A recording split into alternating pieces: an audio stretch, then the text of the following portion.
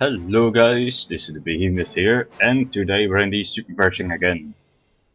Now, do note that this is from 8.5, and I haven't played the SuperPershing on 8.6 servers.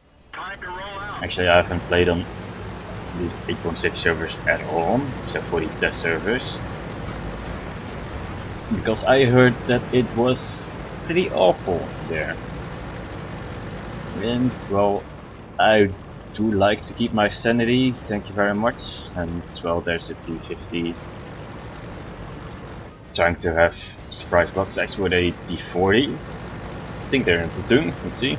Yep, they're platooned up. So guess who's having a fun time in the T40? Oh well, you can't win them all. He might be useful as cannon fodder, soaking one shell, or even annoying somebody else, and well, we just fire at the side of the turret while he's turning around. Try to get a sneaky shot in on the Panzer ones, I wouldn't say, but there are so many guys up there that should be able to kill him. The T50 is going for it, and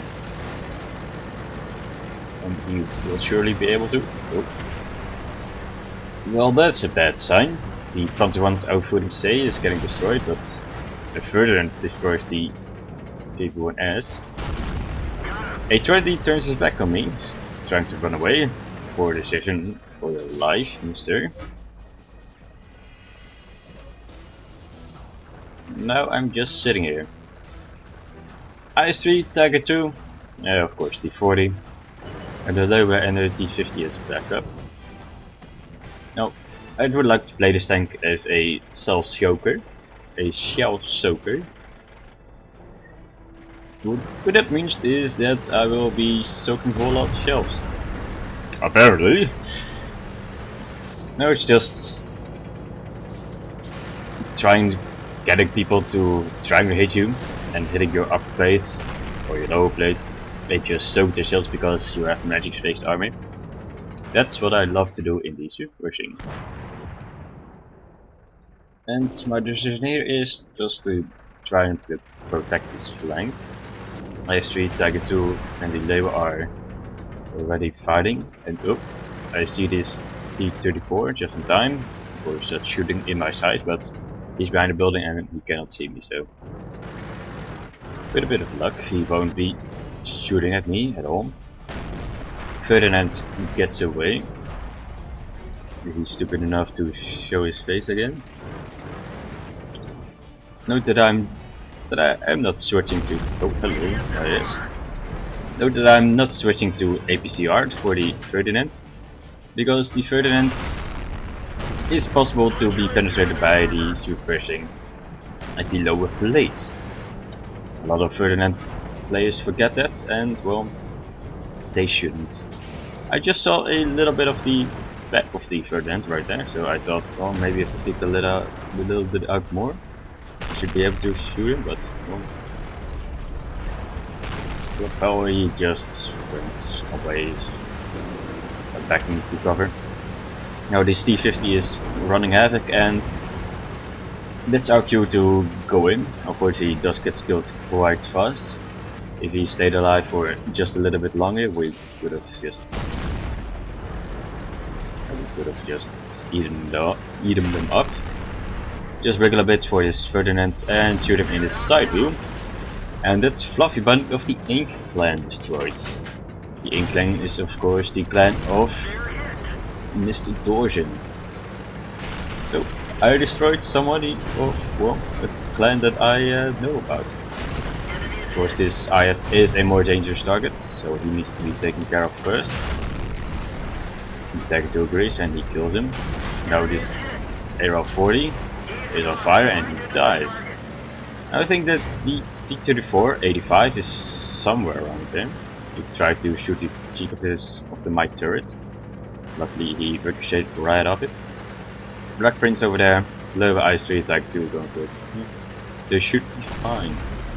They're shooting on the move. I do not want to sit still and let the T-34 aim at me. So, and just being aggressive, firing on the move, trying to make him shoot a lot.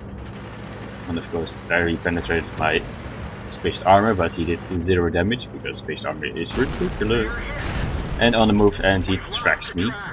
But I do not care about being tracked in the SuperPershing because I had a toolbox just waiting for it to be repaired. Now I am training repairs on it, but a toolbox on the SuperPershing is not a bad idea at all. Because people will get frustrated and try to shoot the tracks off and get around you. So that's why I'm going for the toolbox. And I finish off the T26E4 who's getting shot at by the Tiger 2. I think the Tiger 2 is going back to base, you're trying to help the other flank. And the Leeuwen and the IS-3 finish off the Black Prince. There's some guys are still over there, SuperPershing or very low health.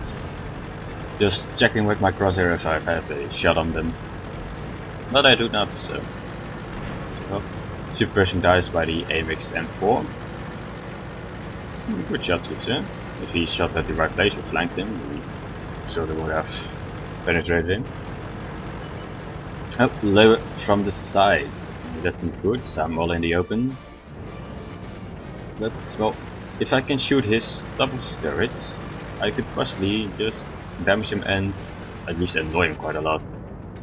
But when I peek over this hill, he can fire at my weak spots, which is of course the top of my turret. But he just hit straight in between. Quite a lucky shot actually. He could have just bounced right off the top of my turret right there. But of course the commander's cupola right behind the tubes is a massive weak spot on the SuperPershing. But so is the weak spot of the Leeuwen. And again, right in the tubes in the commander's cupola. Now I know that I can possibly penetrate the Leeuwen in his cupola, but it is quite a difficult shot. So I know that he shoots, and right after I just move forward and penetrate his lower plate, which is a much easier target, and of course he does not have a chance to shoot at me. Rolling a bit forward, shooting in the side, and just try to aim my gun up. And why do I do that? So I shoot my turrets from actually penetrated, from being penetrated.